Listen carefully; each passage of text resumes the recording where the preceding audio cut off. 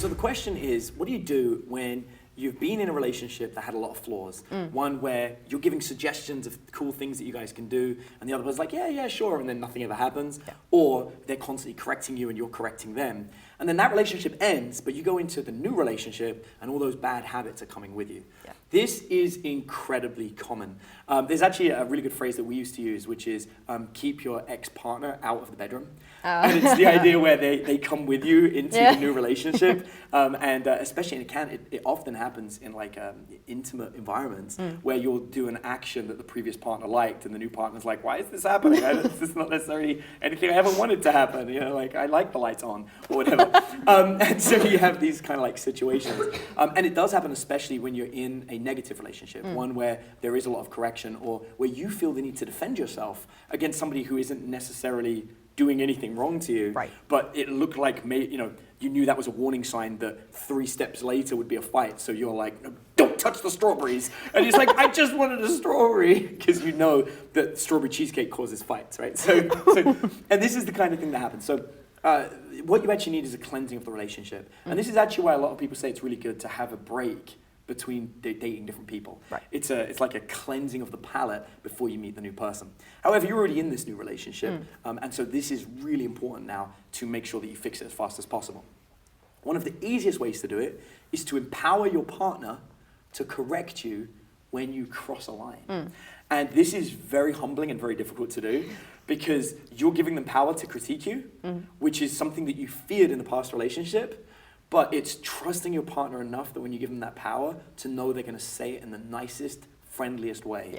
And you can guide them to that. You can say to them, hey, listen, if you say to me, hey, just so you know, at this exact minute, I think you're critiquing something that may not need critiquing. If you still feel the need to critique me, please do. But I just want to bring it to your attention. This is very important. We're not saying that they've got the power to say, don't critique me, because that will end up badly. You just want them to have the power to bring it to your attention, to maybe double check what you're doing.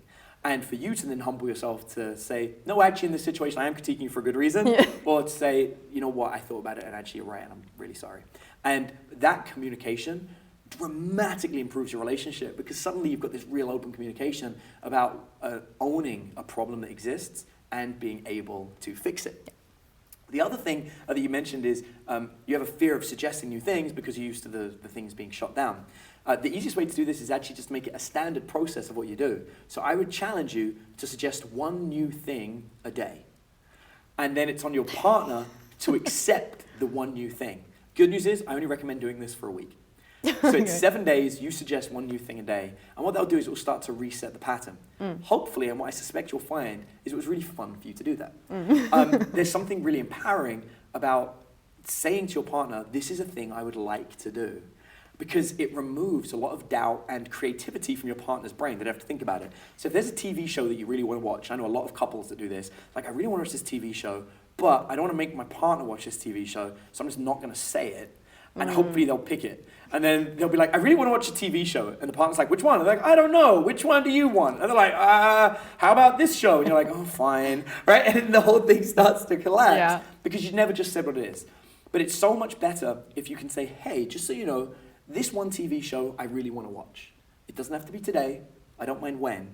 But I'd really like to watch it. And let your partner know that you had a relationship before where when you suggested stuff, it didn't happen. So they can say, okay, I'm going to write that down and we're going to watch that TV show. And then they come back and say, okay, cool, we're going to make this happen. And you'll probably find that after a week of doing that actually you're in an incredibly fulfilling relationship where you do have a partner that honors you and wants to give you what you want. And then in that case, it's reversed. In fact, I had this situation with my partner recently. We went to Russia together. And while we were there, that's where she's from. There's all these foods that she loves and places that she wants to go to. And we would spend entire days doing her agenda, the things she wanted to do. And she would constantly say to me, I feel so bad. Like, is there things you want to do? And I definitely had a few things that I wanted to do, and she was great in honoring that. But the phrase I kept saying to her throughout the whole trip is, this is your trip. I get everything you're saying, and I love it, and I love that you're considering me, but this is your trip. You tell me where you want to go. Yeah. We go where you want to go. And I was like, and make no mistake, there will be trips for me. Like this is 100% going the other way. And it does. And she's great like that. So there is something really powerful about empowering your partner. And I'll give you a few other little things that I think just really make a relationship succeed that is worth knowing. They found that there are really only two key elements to making a relationship last the length of time. And I don't know where you are in this relationship. I don't know if this is someone that you're considering maybe spending a couple of weeks with, a couple of months with, or the rest of your life. But these two elements really do make a very strong relationship. And it's one, forgive the little things. If there's something small going on, you mentioned critiquing, just forgive it. My girlfriend has a great statement, which is the socks in the laundry. She's like, Adam always puts his socks inside out. And so she has to put them right way around. And she's like, first of all, it used to irritate her. And now she's just like, no, that's just a quirky thing about him. And she's like, so I don't worry about it because there's no point having a fight about that. Yeah. What she doesn't know is she mentioned that 3 or 4 times, and now I purposely put my socks right around. And so I don't know if she's noticed yet, but it would take a while, but she should start to notice that that's something that I now do. But it took, probably a couple of years before this reversed. But it came from once she started saying it, I started mentally thinking about it. Yeah. And now actually I can't put socks away without thinking, because she wants it the right way around. And what's great about that is we never had a fight about that. There was never an argument, there was never an irritation, there was just a communication where she would say, this is something you do, I put up with it. She's not like, I don't mind it, you can totally do it. She's like, I put up with it. I don't like it, but I'm not going to get at you over it. Yeah. And over time, those statements a couple of times, and she probably said it about 3 times, but she said it publicly to talk about how much she loves me. And then I heard it, and I was like, wow, she really does love me. She puts my socks inside out. And now I fix it, right? So that's one. And the other thing is you should have a communal goal. And you hear about power couples all the time, where it's 2 people that are on this big mission to achieve something, and they usually become very successful. If you and your partner don't have a common goal, it can be very difficult to sustain the length of time, because that common goal is often what will drive you together in the moments where it's very easy to not be moving in the same direction. But because we've got that common goal we've been working on so long, let's keep going. And what's really sad is most people, the common goal goes like this. We're dating, let's get engaged, now let's get married, let's have a child, now let's have another one. What's the next thing in the line? Oh yeah, divorce.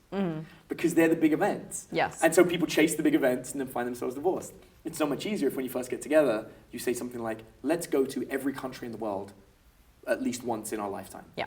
That kind of goal, and you go, how often are we going to do this? Well, we're going to do it once every 6 months. And once you start going through that, when you hit like country 50, suddenly it's like, okay, well, we're probably going to keep doing this. And now there's a reason to stay together or build a business or work on a charity. But having a big common cause like that can make a huge difference to helping you guys cement that relationship and building it forward to where you want to go. And that's really interesting that you said that, because that was a very specific issue that we had where we got together and our goals together were coming from me.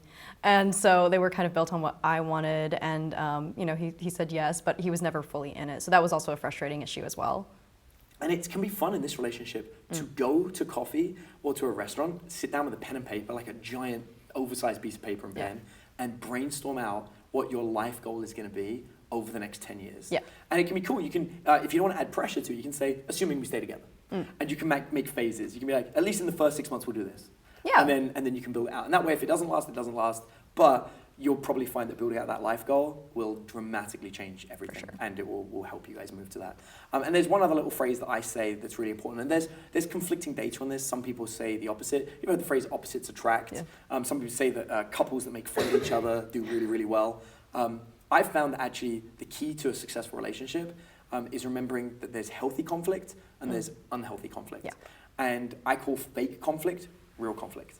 So if you're pretending to be upset at somebody, actually it kind of works the same as if you really are upset at them, because what happens is it's only a matter of time before you add those subtle insults that are kind of half-truths, and then the next thing you know, you're in that nasty situation. Whereas I find healthy conflict is actually playing games.